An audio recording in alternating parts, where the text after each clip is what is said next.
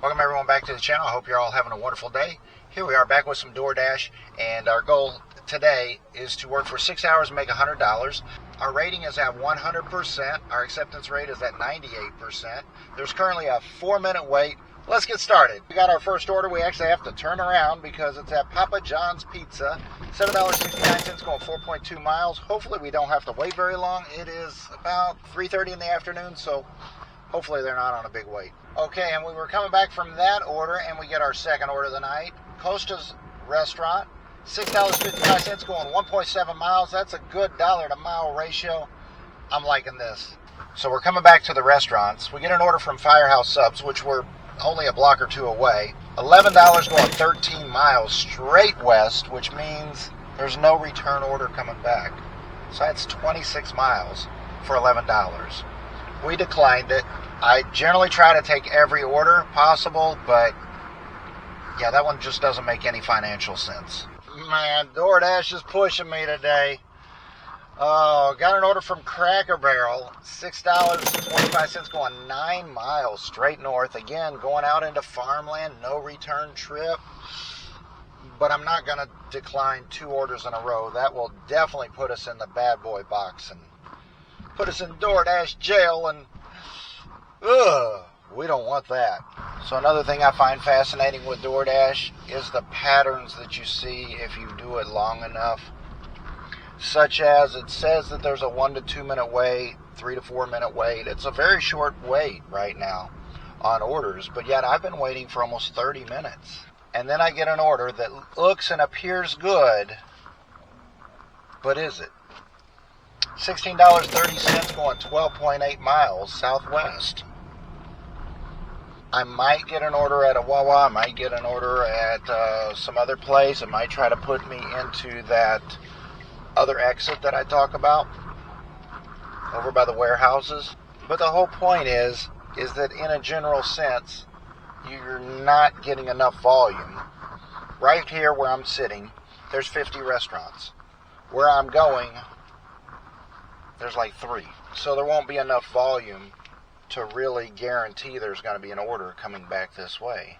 But they'll try to give me an order there that goes in that area and keep me in that area. You know, unlike a traditional restaurant where the host or the seater could play favorites with their friends to a degree, or they could be fair or somewhere in between. DoorDash and all the digital platforms now have a way of kind of tracking your behaviors. DoorDash knows that in the past I have accepted long distance orders. They're just trying to figure out how far they can push that I'll still accept it. Like that first order that I declined, and then the second order, because I didn't want to decline 2 orders, so they gave me a $6 going 9 miles. Then they gave me a $5 going 5 miles. I mean, that's, there. And then they put you in a timeout mode so that you're ready to accept anything that comes your way. So $16 going 12 miles. They probably knew that I would accept that before I accepted it. There's probably something in that algorithm that knows my habits and my patterns, that after sitting for, say, 20, 25 minutes, I'll probably say yes to almost anything at this point. So the trick on our part is how to change that algorithm so that we don't keep getting fed these bogus orders, but we get back into those orders that are $6 going 0.7 miles, $8 going 0.9 miles. I've seen a couple of those orders, but not a lot here over the last month or so. I was probably about 300 feet away from that restaurant when I accepted the order. I get there, there's 3 orders waiting to be picked up. Now, how is it that there are 3 orders waiting to be picked up and I've waited for over 20 minutes just to get a ping? Why didn't I get the ping and then go in and have to wait for 5 minutes for an order? So DoorDash is playing some games here. The question is, how far are they pushing these games? But my question to you, so here's the next part to this. When I get to this drop-off location, which is southwest of my town. There are other restaurants directly north of that DoorDash forces me to kind of go to, but I don't like going there because those restaurants generally deliver into Indianapolis. I don't know why, because they're basically fast food places that are on every street corner in Indianapolis. So let's see.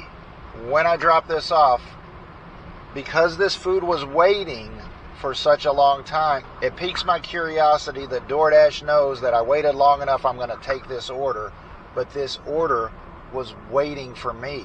Multiple orders were waiting on DoorDash. And now when I get there, what kind of order am I going to get?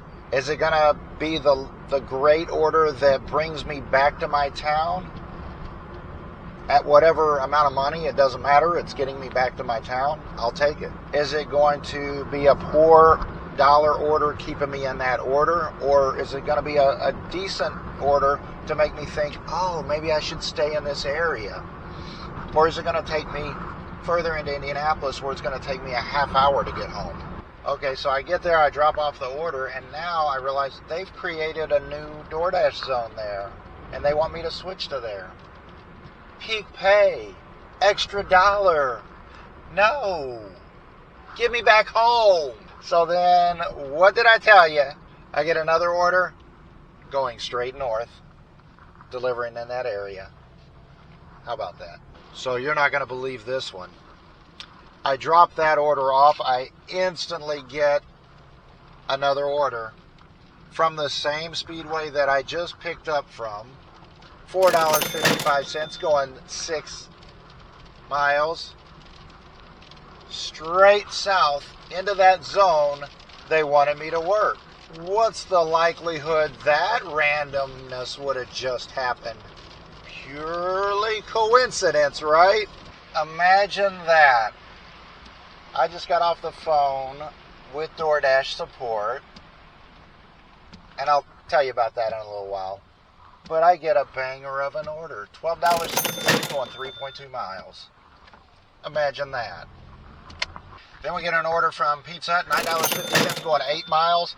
We're kind of going west, but hopefully it'll be okay. Never judge a book by its cover. So I get 2 Papa John's orders, both $2, both cash on delivery.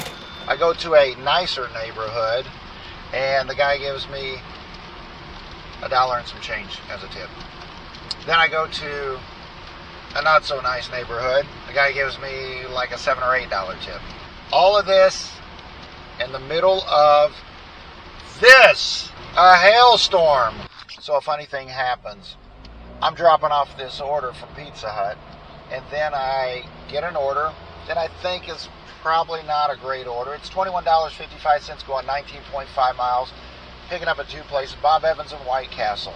I should have realized that I'm still like 7 or 8 miles out of town, so it's really only 11 miles. For $21 isn't horrible. But here's the funny part.